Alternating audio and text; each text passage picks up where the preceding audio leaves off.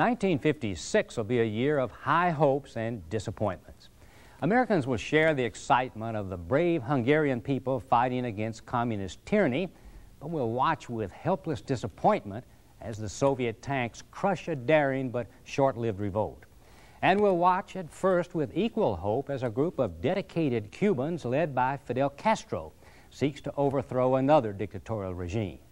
We'll be surprised and disappointed later when we find that a victorious Castro will simply replace one dictatorship with another. Nasser will impose a different kind of dictatorship in Egypt after he is elected president. When the United States and Britain refuse to finance the Aswan Dam project, Nasser will seize the Suez Canal. At home, Americans will feel the lure of the open road as never before. This year, the first steps will be taken to give Americans the ability to drive comfortably to all parts of our country in those new cars that have been pouring out of Detroit since the end of World War II. This year, the federal government will authorize the construction of a 42,500-mile network of interstate highways to crisscross our nation. This and much more is the year 1956. Let's watch. Well, Kathy goes with Bob, Millie goes with Jack. They went down a lover lane and never coming back because they got it. Well, everybody's got the news. Now everybody's dancing and dancing to the rock and roll blues. Well, Mama heard it once, Daddy heard it too. When they heard that rock and roll, they knew just what to do because they got it. Well, everybody's got the news. Well, everybody's dancing and dancing to the rock and roll blues. Well, I went down to the corner, saw my baby there. Said, hey, baby, don't you be no square because they got it. Well, everybody's got the news. Well, everybody's dancing and dancing to the rock and roll blues.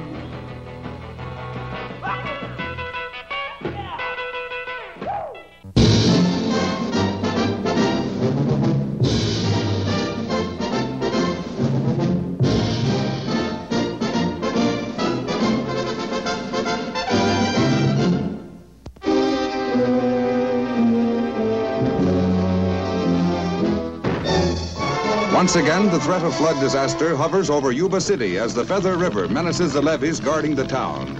Unceasing rains create the same conditions that a few short weeks ago submerged the community. Engineers closely watch the rising waters and phone the alarm as the crest rises ever higher.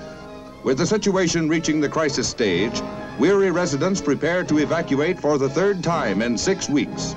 Still sodden from the previous flood, citizens who are trying to dry out from the inundation which cost 34 lives form a motorcade to take refuge on higher ground. To date, the floods have taken a toll of $179 million in damage. And for storm-battered Northwest, the end is not in sight.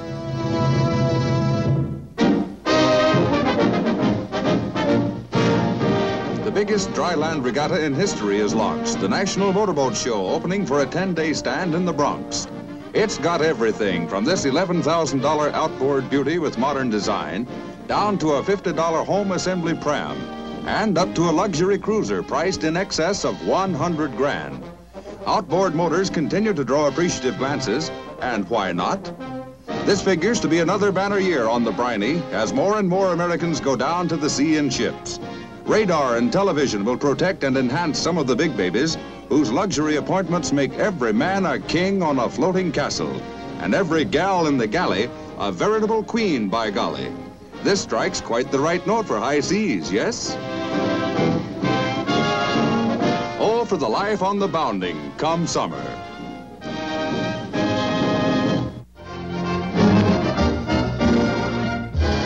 Leather has come into its own style-wise, and we've come to Briarcliff Manor, 35 miles north of New York City, to show that the proof of the putting on is in the wearing. Leather for the life of leisure, simple and fashionable. Americans are wearing more leather this winter than in the days of Daniel Boone. They even wear it with coonskin linings, which doesn't mean that leather is at home only on the range. It has come to town, both for city streets and for dressy evenings at home.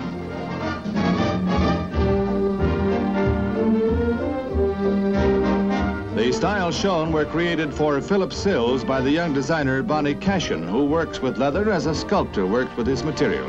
to bring its distinctive qualities into the finished product. From leather-lined boots to hooded coats, a modern miss can select a colorful wardrobe, all in leather, with alluring trim and adornment to fill the feminine wish for something new and different.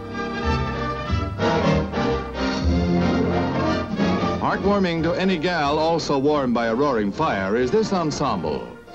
Halter of green suede and short skirt of blue suede, done to a turn.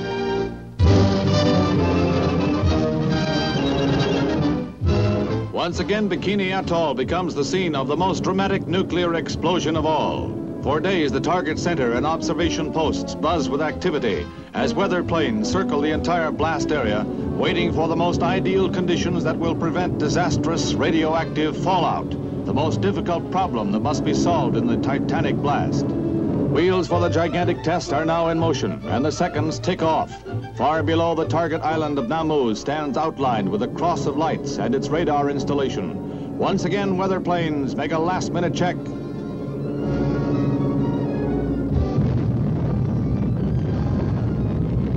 A brilliance of 500 suns lights hundreds of miles of the Pacific, and the force of 1,000,000 tons of TNT is released.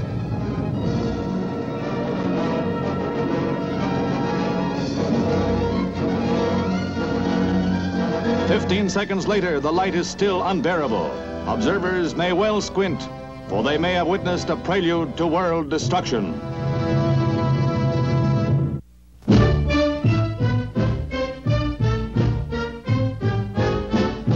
To the mile-high plateau of Hurricane Mesa in Utah for Air Force supersonic research. Here, a rocket sled tests pilot safety equipment by simulating the fantastic stresses of supersonic flight.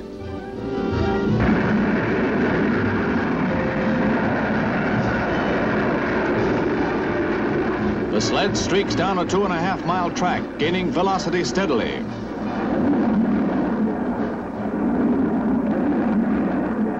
At peak acceleration, the dummy is ejected to hurtle over a 1,000-foot cliff, the most drastic trial of the safety gear that spells life or death for America's airmen.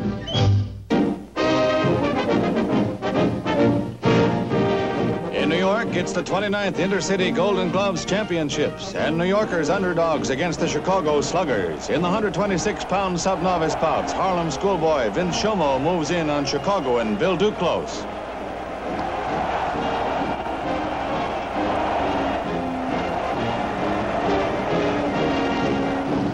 One of the most stirring slugfests in the series, Shomo strikes like lightning to finish it off.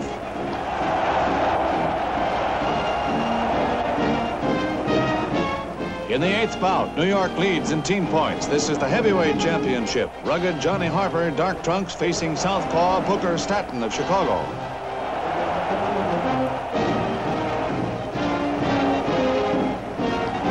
Harper lost the first round, and he opens cautiously in the second, but not for long. It's a ripping savage attack that has Staton reeling back on the defensive.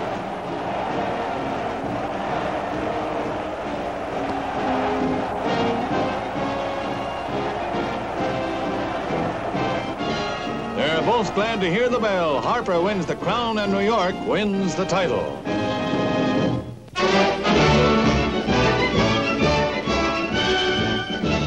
As the threat of wholesale war looms in the Near and Middle East, the 2nd Battalion of the 8th Marines, reinforced and with complete battle kit, embarks for the Mediterranean on 6 ships of the Atlantic Fleet from Morehead City, North Carolina and Norfolk, Virginia. The Leathernecks will augment the manpower of the 6th Fleet, now stationed in the Mediterranean, ready for any emergency.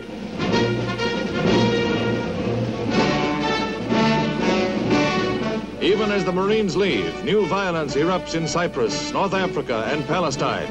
And Americans hear President Eisenhower warn that a general war in that area would be a world catastrophe.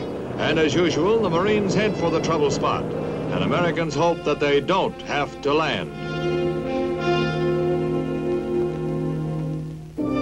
In an ancient ritual, United Press correspondent Robert Basler is inducted into Buddhism at the famous temple at Phnom Penh. Mr. Basler had come to cover the coronation of the King of Cambodia. With shaven head and the saffron robes, he kneels before the superior of the monastery. A simple ceremony in the presence of all the members of the pagoda monastery is completed as he kneels facing the superior. He may remain in the order for a day, a year, or his whole life. Actually, he intends to remain a month in an atmosphere of complete austerity and seclusion. At the Pantages Theater in Hollywood, a celebrity-studded crowd gathers for the 28th Academy Awards ceremonies. Past Oscar winners such as Frank Sinatra, and promising young starlets and industry leaders. And contenders for awards, among them James Cagney, gather for Hollywood's own recognition of its finest achievements of the year. Ernest Borgnine is named Best Actor of the Year, receiving his Oscar from Grace Kelly in what may be her last Hollywood appearance. A moment of double significance for the audience. Jerry Lewis presents the Oscar for Best Actress, awarded to Anna Magnani. It's accepted by Marissa Pavan for the Italian star who was unable to be present.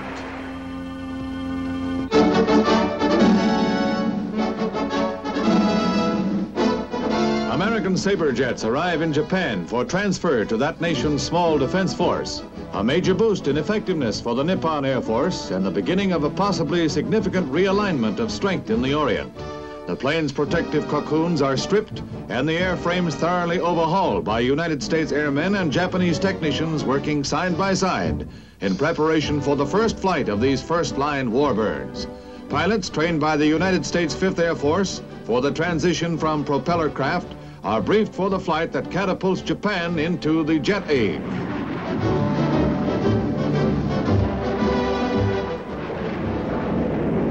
The nucleus of a technically modern Air Force, its future yet to be decided in a major political debate now shaping up in Tokyo.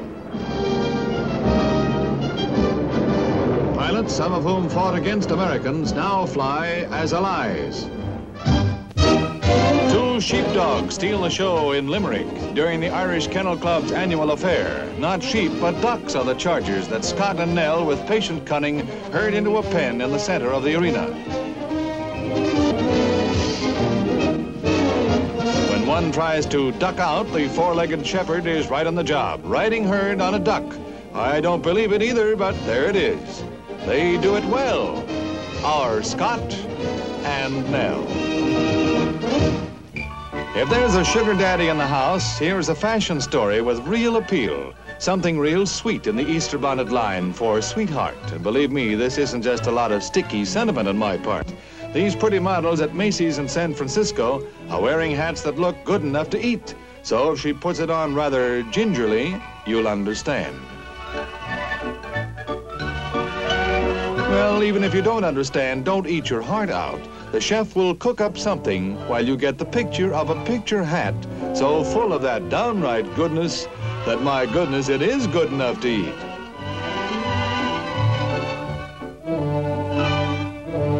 Icing on the cake is bonbon on the bonnet. They're made of powdered sugar and egg white.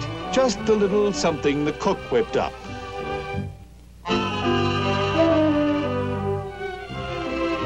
Passing the hat takes on new meaning with this bevy of beauties. And think of the possibilities. When Mama's new chapeau is outmoded, she doesn't have to throw it away. She can eat it. That's food for thought. And who buys the hats? Who buys them? Sugar Daddy, of course.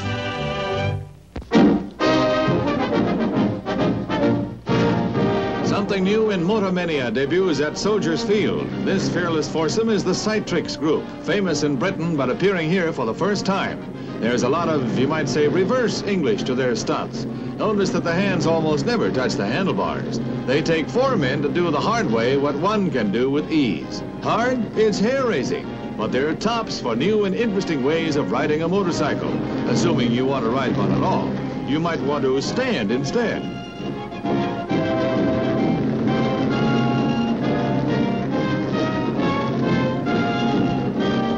You'll take the low road. Riding high for the rest of the show are the Trans-World Auto Daredevils, all of whom returned alive from a 76-city tour of Europe doing just this. Talk about hot rods.